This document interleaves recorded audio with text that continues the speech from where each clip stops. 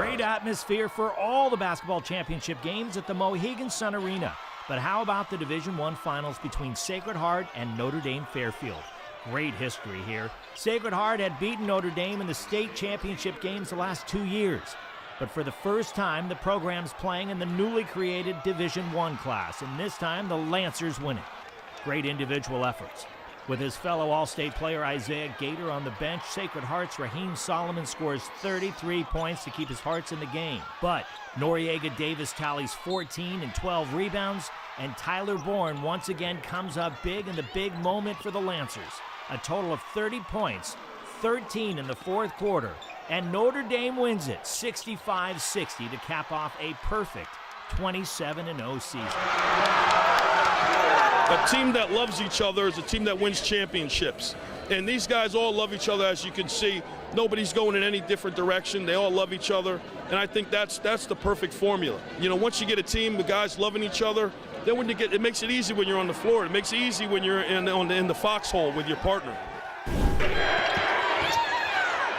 In a low-scoring game, Immaculate beats Amity for the Division II championship.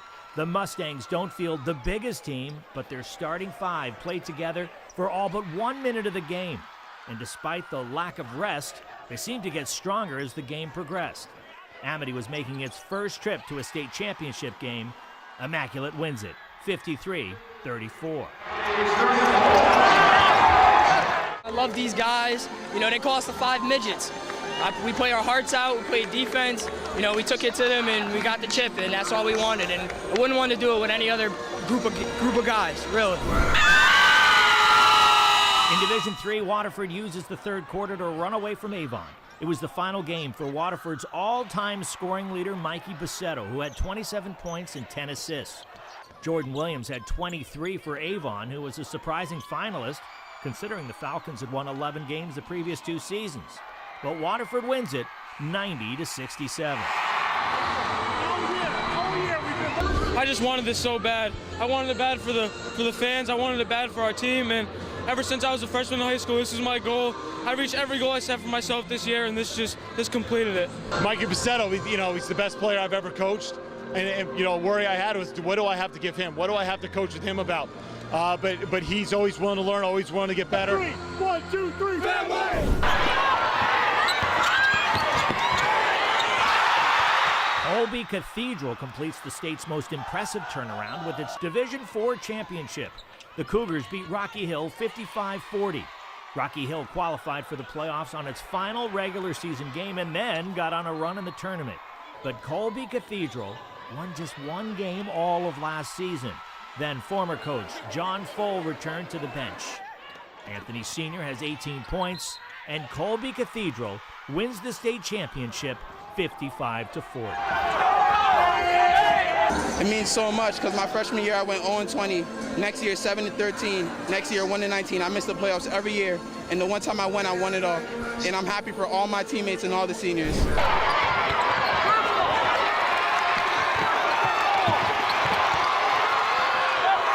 Cromwell scrapped and fought for the loose balls to capture the Division V title with a win over Wamogo.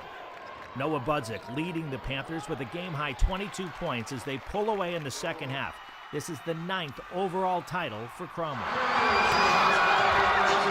I don't know, it's awesome. It's hard to put into words how good it feels. I'm just happy to be here with my friends and teammates. In the girls' championship games, Mercy takes the Class Double-L championship with a win over Hall. Mercy was led by Bella Santoro, who racked up 24 points. But the key for the Tigers was their rebounding, taking advantage of 17 offensive boards to claim their second state championship since 2013. Final score, 49-37. If you told me you were coming out here winning today, I don't know if I would have believed you, but coming out here winning with my team and Sam Chaps and Meg DeVille, who I played with forever, it's amazing. I couldn't ask for anything better. In Class L, it's top-seeded Ram winning its first ever state title with a victory over Farmington. The Sachems turned up the defense in the second and third quarters, holding their conference rivals to 7 points. Quite the celebration for the senior-laden squad.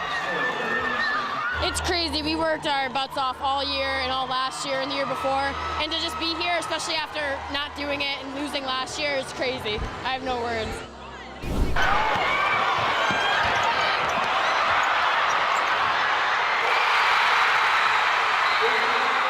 That is Isabella Ragaini with the shot to give East Haven the win over Career and the Class M state championship in a doozy of a game. Career worked up an 8-point lead with just about 3 minutes to go. The Yellow Jackets chip away, eventually tying the game, and then as time expires, the rebound and putback for the 49-47 win. The play we were running was we were just going to set a screen for Mackenzie and just try to get the last shot. And I saw the rebound, I just got the rebound, and I went up with it. I didn't even think. It's unbelievable.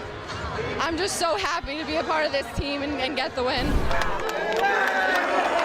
Coginchaug lost 3 seniors to injury before the season even started. Everyone else stepped up, capping a great storyline. The Blue Devils win the Class S championship with a 71-42 victory over SMSA. Jessica King led all scorers with 25 points and keyed a crucial 20-4 third-quarter run, helping Coginchaug to the Class S state championship. It means everything to me. I've been focusing on this since I was a little kid, and we've all been dreaming of this for as long as we can remember. And to finally be here right now and have accomplished what we've been saying all along is just incredible. So I'm just so happy to be here right now. In hockey, Fairfield Prep is able to hold off an upset-minded Greenwich team. The Cardinals had a 1-0 lead on a Matt Bogger goal and then a 2-1 lead also on a Matt Bogger goal. Through the first 2 periods, Greenwich had outscored and outshot the top-seeded Jesuits. But Prep responds in the third period with a Kevin Oracoli goal to tie it, and then soon after, Evan Uva gives Prep the lead for good. An empty netter seals the deal, and Fairfield Prep takes home the Division I State Hockey Championship and completes an undefeated campaign against Connecticut teams. Last year when we lost to Ridgefield 3-1, we blew a 3-1 lead. That was also heartbreaking, so this was great for us to come back here and win it. The Division III championships between Eastern Connecticut and Tri-Town had 10 total goals, 7 of them scored by Eastern Connecticut. Kevin Close registered a hat trick and quickly put this game out of reach for Tri-Town. Both teams were appearing in their first championship game. Eastern Connecticut wins it 7-3.